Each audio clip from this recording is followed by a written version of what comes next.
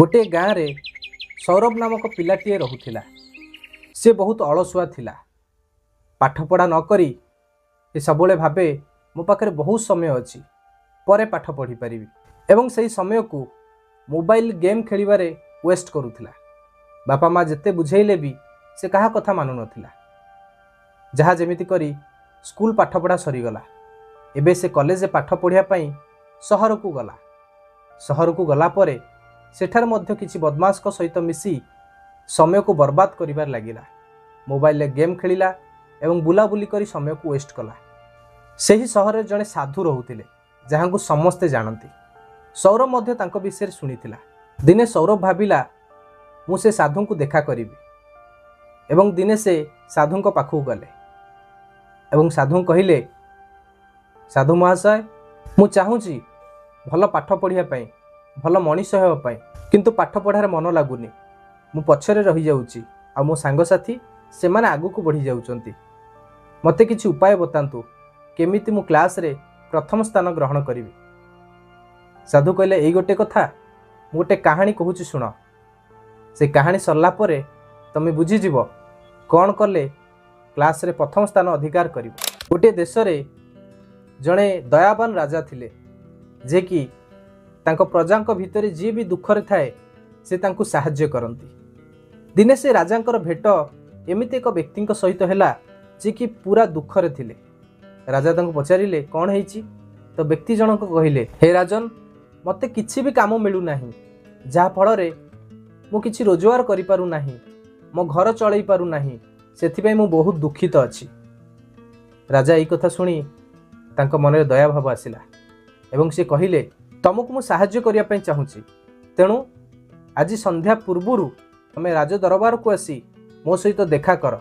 मु तुमको बहुत अलंकार देबी जहा माध्यम रे तमे धनी हेई परिबो। एई कथा कही राजा चली गले। एई व्यक्ति जनक भी बहुत खुशी मनरे घर को गले एवं सबु कथा तांको पत्नी को जणाइले। पत्नी सुनी मध्य बहुत खुशी हेई गले एवं से कहिले, तुम जल्दी जल्दी किछि अखा बस्ता नहीं राज दरबार को जाओ एवं बहुत सारा सुना गहना नहीं आस, आमे धनी हो जिबा। तो से व्यक्ति कहले, ठीक अच्छे मु जीवी, किंतु मते बहुत जोर भोक लागिलानी, मते किछि खाइबा को दियो। तांको पत्नी सांगे सांगे खाइबा बाढ़ी देले। से व्यक्ति आनंद मनरे खाइले। खाई सारा परे भाबिले, मो पाखे तो बहुत समय अच्छी संध्या हेबा पई, तो मु जाउची टिके सोई पड़ीबी, सोई की उठिकी जीवी राज दरबार को। तो से व्यक्ति सोई पड़िले। जेतोळे तांको निद भांगिला से देखिले 4टा बाजी सारलानी। 6टा बेले राज दरबार बंद हेई जिवो, मते जल्दी जल्दी जिबार अछि। तो सांगे सांगे किछि अखा बस्ता धरी राज दरबार आड़ को से धाई चलिले। किछि बाट गला परे तां बहुत थका लागिला। से भाबिले, एबे तो आहुरी गोटे घंटा समय अछि, मु जाउची टिके ए गछ मूले रेस्ट नहीं जीवी, तापरे पुणी मु जीवी।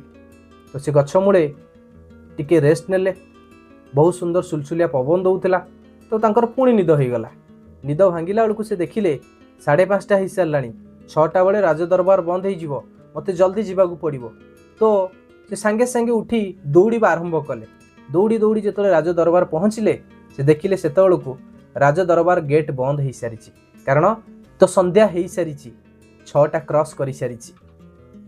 तो सेठी से अनुताप कला जे मोर अलस्वामी पई आज मो हाथरू एते सारा सुना अलंकार चलीगला, जहाँ माध्यम रे मु धनी हो पारि थांती, सारा जीवन खुशी रे रही पारि थांती। एही गल्प कहि सारला परे साधु जनक सौरभ आड़ को अनेइले। सौरभ एबे सब किछि बुझी सारिथिला। से आउ किछि न कही साधु को धन्यवाद जणाई सेही जगारू चलीगला एवं रूम को जाई मनस्थ कला, एथर मु समय को सदुपयोग करी अलसुआ न होई परिश्रमी होई पाठ पढ़ी एवं क्लास रे प्रथम स्थान अधिकार करी। एवं से मन ध्यान दे पाठ पढ़िला एवं जेतोळे एग्जाम हैला से कॉलेज रे प्रथम स्थान अधिकार कला। यह को नहीं समस्त अध्यापक अध्यापिका छात्र छात्री एवं सौरभर बापा माँ तांको नहीं गर्व अनुभव कले। बंधु, यही गल्परू आमे यही कथा शिखिबा पई पाइले जे समय बहुत मूल्यवान। अलसुआ न होई समय को जदि आमे सदुपयोग करिबा, जेकोसी कार्य आमे सफलता पाइबा चाहूचे निश्चिंत पाई परिबा। आशा करुच्ची आज गल्पटी आपको भल लगी एवं बहुत किसी जिनस शिक्षापी मिली भिडटी को आपण सांगसाथी मान सहित शेयर करूँ से लाइफ में बहुत बड़ परिवर्तन आसीपर ए भिडियो मध्यम भिडियोटी जदि भल लगी भिडियोटी को लाइक करूँ कमेंट बॉक्स रे जणांतु गल्पटी किपरि लागिला एहीपरि सुंदर सुंदर गल्प देखिया पई चैनल को सब्सक्राइब करंतु देखा अब नेक्स्ट गल्प रे रहूची नमस्कार।